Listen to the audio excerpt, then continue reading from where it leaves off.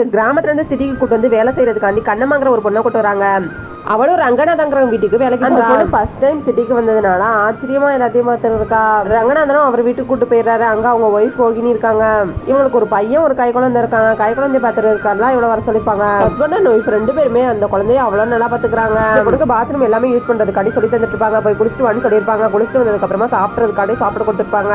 அவ்வளவு வேகமா சாப்பிட்டுட்டு இருப்பா அந்த பிள்ளை. சாப்பிட்டு முடிச்சது கொஞ்சம் பொறுமையா சாப்பிடுன்னு சொல்லிட்டு தண்ணி வச்சுட்டு போறாங்க. அப்புறமா அந்த பிள்ளை குழந்தைய பாத்துட்டு இருக்கா. பாலாத்திட்டு இருக்கும்போது குக்கர்ல விசில் வந்துச்சு. நான் போய் ஆஃப் பண்ணிட்டு வந்துறேன், இந்த பாலை மட்டும் ஆத்தி வை அப்படின்னு சொல்லிட்டு போறாங்க. இந்த பொண்ணு பாலை ஆத்தி வைக்கிறா.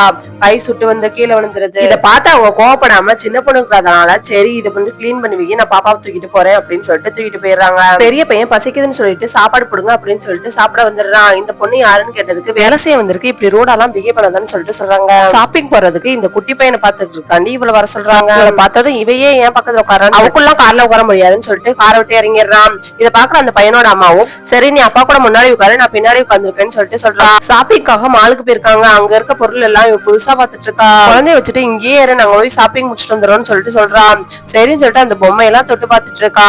இப்ப கொஞ்ச நேரத்திலேயே அவங்களும் ஷாப்பிங் தான் முடிச்சுட்டு வந்ததுக்கு அப்புறமா ஐஸ்கிரீம் சாப்பிடறதுக்காண்டி கூப்பிட்டு வரா. ஃபர்ஸ்ட் டைம் ஐஸ்கிரீம் சாப்பிடறதுனால மூக்கெல்லாம் ஆயிருது. இந்த பையன் என்ன ஐஸ்கிரீம் கூட சாப்பிட தெரியாதா அப்படின்னு சொல்லிட்டு கிண்டல் பண்ணிட்டு இருக்கான். சாப்பிடாத சாப்பிடற மாதிரி அப்படி சாப்பிட்டுட்டு இருக்கா அப்படின்னு சொல்றான். அடுத்த நாள் இந்த குட்டி பொண்ணு அந்த பையனை தூங்க வச்சுட்டு டிவி பாக்குறதுக்காண்டி பக்கத்துல வந்து உட்கார்றா. பையன் கூட சேர்ந்து டிவி பார்த்துட்டு இருக்கும் போது யாரோ காலிங் பிள்ளை கடிக்கிற சத்தம் கேக்குது.